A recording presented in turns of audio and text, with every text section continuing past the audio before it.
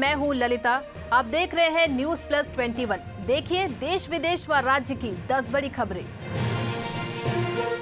जम्मू कश्मीर में गृह मंत्री का दौरा, आज से कड़े सुरक्षा का इंतजाम। उत्तराखंड से हिमाचल के लिए ट्रैकिंग पर निकले 11 सदस्यों में से 7 के शव मिले, 2 की तलाश अभी भी जारी। प्रतिज्ञा यात्रा, प्रियंका गांधी आज दिखाएंगी हरी झंडी। बाराबंकी से होगा 3 यात्राओं का शुभारंभ।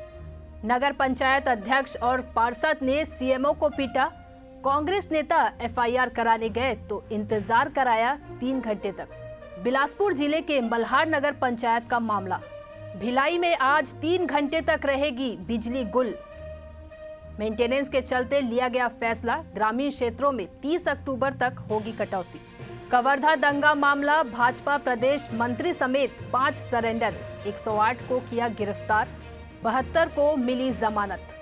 सुधा चंद्रन ने पीएम मोदी से की नकली पैर होने के कारण एयरपोर्ट पर रोकने की शिकायत। सिंधिया और सीआईएसएफ ने मांगी माफी।